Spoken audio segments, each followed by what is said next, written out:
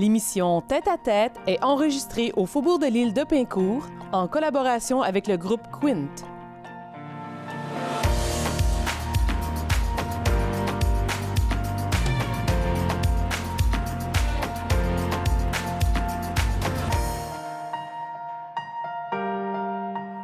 Le regroupement Les Citoyens au courant a pour mission d'informer la population sur les deux projets majeurs d'oléoduc traversant Vaudreuil-Soulanges.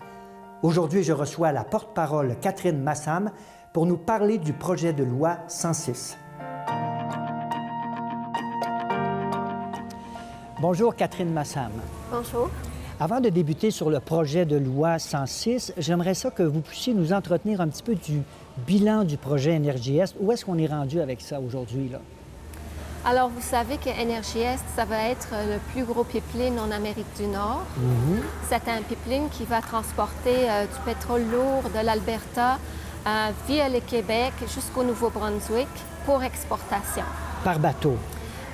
Oui, au port à Nouveau-Brunswick, ça va embarquer sur les bateaux et je crois que TransCanada cherche encore un port d'export au Québec. OK.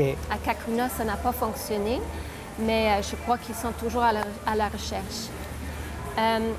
Alors, l'Énergie Est va traverser nombreux cours d'eau au Québec, dont la rivière des Outaouais, qui est la source d'eau potable pour presque 3 millions de Québécois. Imaginez. C'est ça. Donc, à ce moment-là, le projet est à l'étape des audiences qui sont tenues par l'Office national de l'énergie. Et vous avez peut-être entendu parler récemment dans les nouvelles que 3 commissaires ont été obligés de se récuser, de se retirer de ces audiences-là parce qu'ils ont rencontré en secret des lobbyistes de TransCanada, dont Jean Charest. Alors, ils sont totalement en conflit d'intérêts. C'est ça. Puis ils ont pris des décisions très importantes après ces rencontres secrètes-là dans l'avancement du projet. Par exemple, ils ont décidé que le projet était complet et ils ont décidé de partir les audiences publiques après avoir rencontré des lobbyistes de TransCanada. Donc, oui, ils sont en conflit d'intérêts. Puis la nouvelle s'est su que ces rencontres-là ont eu lieu. Donc, ils ont été dans l'embarras. Ils ont été forcés aussi. De se récuser. Se récuser. Maintenant, Catherine, vous êtes ici aujourd'hui pour nous parler d'un projet de loi numéro 106 que le Québec aurait adopté en juin dernier. En fait, ils ont présenté le projet de loi en juin dernier, à la toute fin de la session parlementaire. Avant les vacances. Avant les vacances. Puis quand un gouvernement veut passer une pilule amère, c'est souvent ce qui se passe, c'est qu'ils le font à la fin d'une session parlementaire, quand tout le monde part en vacances, il n'y a pas de questions au Parlement, il n'y a pas de journalistes au Parlement. Donc, ça passe un petit peu sous le radar. Mais heureusement, les citoyens, les regroupements citoyens, on travaille très, très fort pour faire connaître le contenu de ce projet de loi-là et de se manifester. Et puis, on voit aussi nos municipalités MRC embarquées avec des sérieuses inquiétudes. Derrière les regroupements comme le Citoyen au courant dans Vaudreuil-Soulanges, oui. Ce que vous représentez aujourd'hui.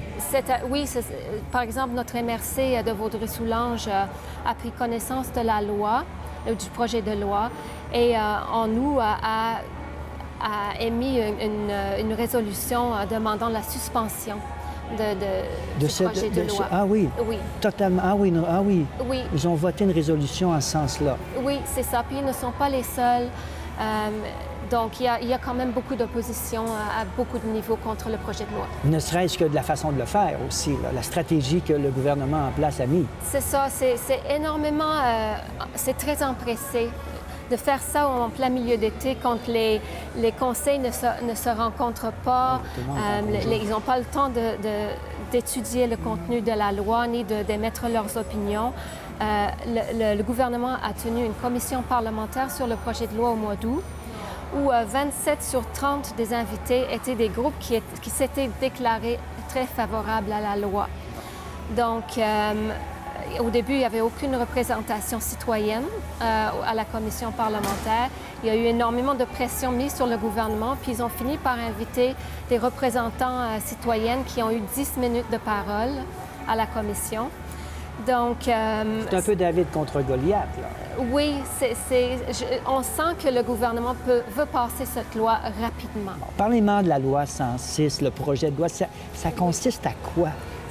En fait, la loi sur les hydrocarbures se cache dans une autre loi 106 qui s'appelle la loi concernant la mise en œuvre de la politique énergétique. Okay. Donc, c'est une loi qui parle de la transition énergétique, mais les pages 30 à 80 traitent du sujet des hydrocarbures.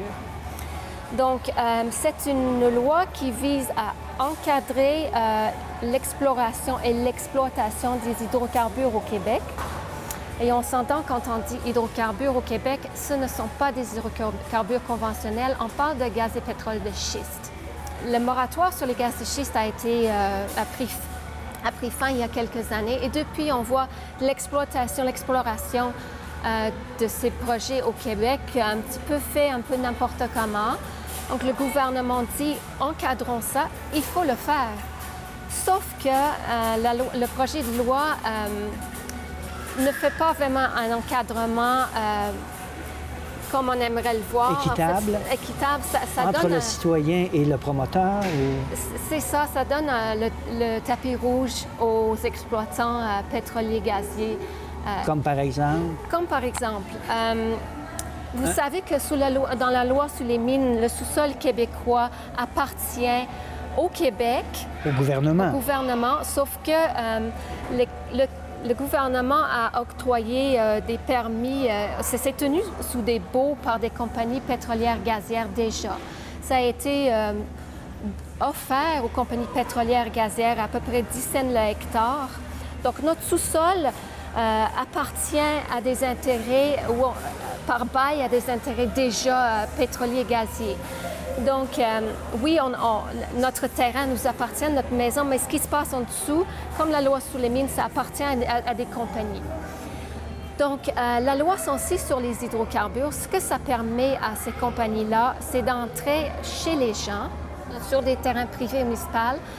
Ils ont un droit prépondérant à le faire sous la loi. Ça veut dire qu'on ne peut pas refuser accès à ces compagnies-là qui veulent forer pour voir s'il y a effectivement du gaz de schiste ou pétrole de schiste en dessous de chez nous. Alors moi, j'ai une terre dans Vaudreuil-Soulanges que je cultive des carottes sans intrants chimiques et il débarque une compagnie pétrolière pour venir... J'imagine qu'ils vont frapper avant. Y a-t-il un délai? Et un délai de 30 jours. Ils doivent vous informer de leur intention et ils doivent aussi informer la municipalité de leur intention. De venir faire des tests. De venir faire des tests qui comprennent des forages, du carottage dans votre cour. Parce que le sous-sol leur appartient. Exactement. Et si ils trouvent du pétrole ou du gaz de schiste en dessous de chez vous, ils décident que c'est rentable pour exploiter cette ressource-là, vous devez collaborer avec la compagnie et sinon, ils peuvent vous exproprier. OK. Et si quelqu'un trouvait du gaz de schiste dans son eau, dans son puits, là? Oui, alors... Comment il doit traiter ça? Contamination. Ça, c'est très problématique avec la loi 106. Premièrement, parce que avant, les compagnies qui foraient pour du gaz de schiste devait produire un rapport de forage 2 ans après le début des forages, donc avant l'exploitation. Donc, rendu public, le propriétaire pouvait voir le rapport de forage chez lui. À quelle profondeur? Est-ce qu'il y a eu contamination? Qu'est-ce qui se passe dans mon sous-sol? On pouvait le savoir et, à la limite, se retourner contre la compagnie. Dans la loi 106, la compagnie sera tenue à divulguer le rapport de forage seulement 2 ans après la fermeture définitive du puits. Voyons. Alors, ce qui veut dire que la compagnie va forer, fracturer, raccorder, sortir le pétrole, puis ils peuvent maintenir le pétrole à faible débit ouvert pendant des années et des années. Ce qui veut dire que c'est peut-être... nos petits-enfants qui héritent de notre terrain, qui vont finalement savoir ce qui s'est passé. Alors oui, il peut y avoir contamination. On sait que la fracturation peut contaminer l'eau, mais le propriétaire actuel ne pourra probablement rien faire. C'est les petits-enfants qui pourraient éventuellement... Sauf que c'est même pas vrai parce que si on veut se retourner contre la compagnie de fracturation, on a 2 ans pour le faire après l'infraction. Ça veut dire que... On connaît le rapport 2 ans après, qu'il y a eu, après fracturation, contamination de ma nappe phréatique, admettons, de mon terrain. Mais j'ai 2 ans... Après la fermeture du puits. Donc, dans le fond, la loi 106 rend impossible aux citoyens aux poursuites pour la contamination. Les municipalités, est-ce qu'elles ont un mot à dire? Les municipalités régionales de comté, les MRC? Non seulement elles n'ont rien à dire, elles auront seulement le préavis de 30 jours, mais elles se voient enlever des pouvoirs qu'elles ont actuellement sous le projet de loi 106. C'est-à-dire qu'actuellement, on sait que la municipalité a un droit et une responsabilité de fournir l'eau potable à ses citoyens. Sous la loi 106, l'exploitant pétrolier et gazier pourra se servir de l'eau municipale pour ses projets d'exploitation. La municipalité n'aura rien à dire. La fracturation, c'est faite avec de l'eau? Oui. En plus? Oui. Donc, mettons, sur l'île Anticosti, une compagnie de fracturation pourrait épuiser les 2 rivières sans que la municipalité puisse intervenir ou ne sera même pas consultée. En plus de ça, actuellement, le zonage est régi par les municipalités. Nous, on doit respecter le zonage. Vous ne pouvez pas avoir de chèvres ou de vaches chez vous parce que vous êtes géré par un zonage résidentiel, moi aussi. Mais la compagnie pétrolière gazière ne sera pas tenue par ces lois de zonage-là. Ils peuvent même changer le zonage dans une municipalité pour favoriser leur projet d'exploitation. Et le ministère de l'Environnement, lui, est-ce qu'il peut avoir un poids sur ces fracturations-là? Parce qu'avant de faire un développement municipal, si on doit déplacer un étang ou le ministère de l'Environnement va venir s'en mêler, et là, il n'y a pas de droit. Le ministère de l'Environnement s'est donné tous les pouvoirs dans ce projet de loi. Ouais. En fait, il y a énormément d'inconnus. Par exemple, le ministère dit beaucoup de fois dans la loi, ce sera régi par des règlements qui ne sont pas encore connus. Donc, la fracturation, plein d'éléments dans la loi qui sont laissés très vagues seront régis par des règlements qui viendront plus tard et régis par le ministère. Donc, on sait que le ministère est très proche de l'industrie de pétrole et de gaz. Il y a des lobbyistes qui travaillent fort au sein de nos gouvernements. Donc, on peut s'attendre à ce que ça aille plus dans le sens des pétroliers. Puis le gouvernement se fait rassurant en disant « mais ça ne devrait pas arriver, on ne devrait pas exproprier les gens, on peut seulement les exproprier pour des projets qui sont dans le bien commun ». Mais la Chambre des notaires est très inquiet par cette loi. Il s'est manifesté fortement en disant « écoutez, les projets d'énergie, ils vont être considérés comme des projets de bien commun, comme ils le sont maintenant.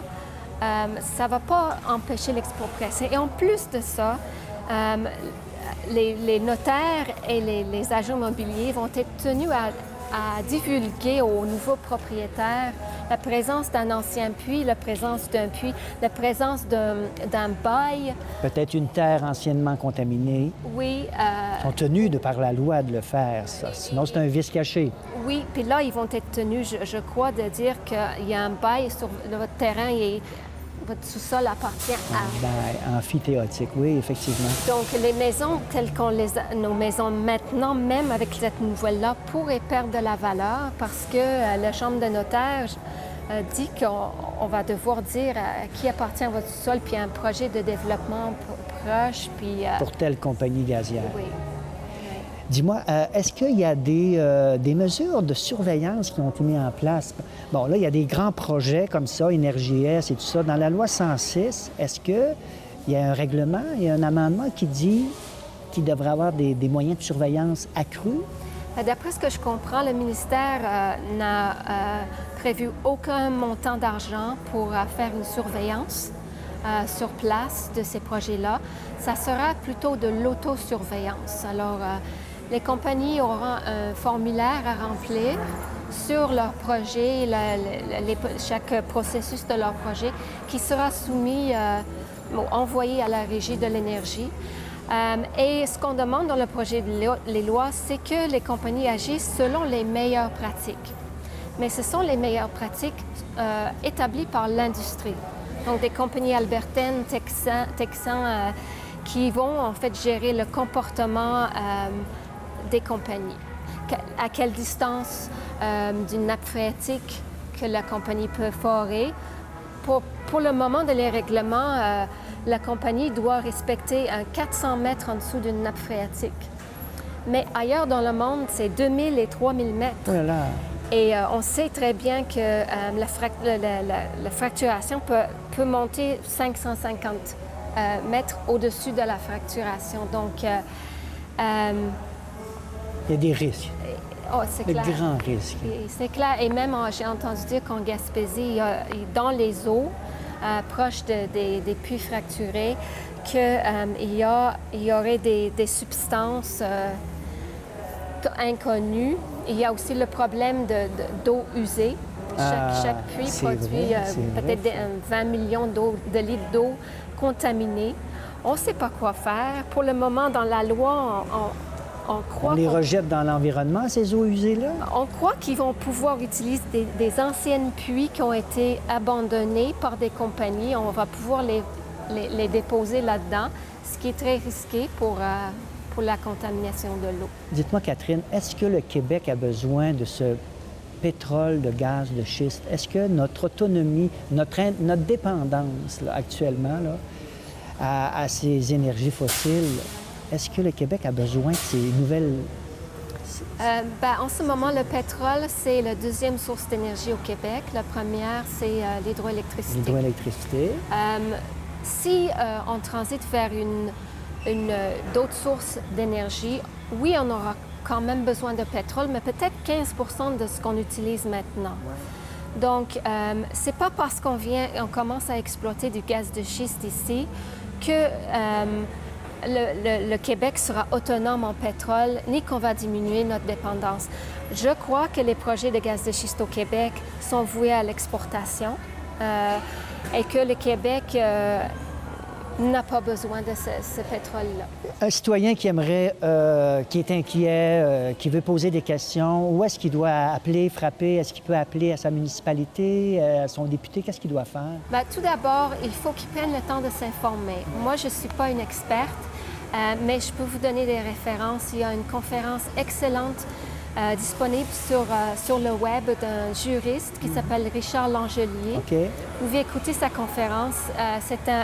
Il fait une vulgarisation mais expert de cette loi-là et c'est très important. Et ça donne l'information nécessaire à un citoyen qui veut vraiment avancer dans le dossier. Oui. Ils peuvent aussi aller sur le site du regroupement Vigilance des hydrocarbures du Québec, la RVHQ, lire les documents sur la loi 106 et ensuite, surtout, se manifester, communiquer avec son député provincial. Provincial. Parce qu'on s'entend que c'est une loi provinciale. Alors, chez nous, on a Mme Marie-Claude Nichols dans Vaudreuil et Mme Lucie Charlebois dans Soulanges. C'est ça. Ces députés-là doivent savoir votre opinion. Si vous êtes inquiet, on peut féliciter notre MRC d'avoir passé une résolution, excusez-moi, demandant l'arrêt du projet de loi et d'autres MRC. Donc, ils ont fait leur devoir, ils se sont virés de bord. Ils se sont levés debout, ils se sont tenus debout, en fait. Oui, ils se sont tenus debout. Ils ont envoyé leur résolution à notre député. Donc, on peut lui demander de tenir compte. C'est très important d'écouter nos municipalités qui, eux, après tout, sont responsables de l'eau potable. Catherine Massam, merci de nous tenir informés de ce projet Énergie-Est. C'est extrêmement apprécié. Puis merci d'avoir accepté notre entretien. Bien, ça me fait plaisir. Pour en savoir davantage sur les projets d'oléoduc traversant Vaudreuil-Soulanges, rendez-vous sur la page Facebook des Citoyens au courant.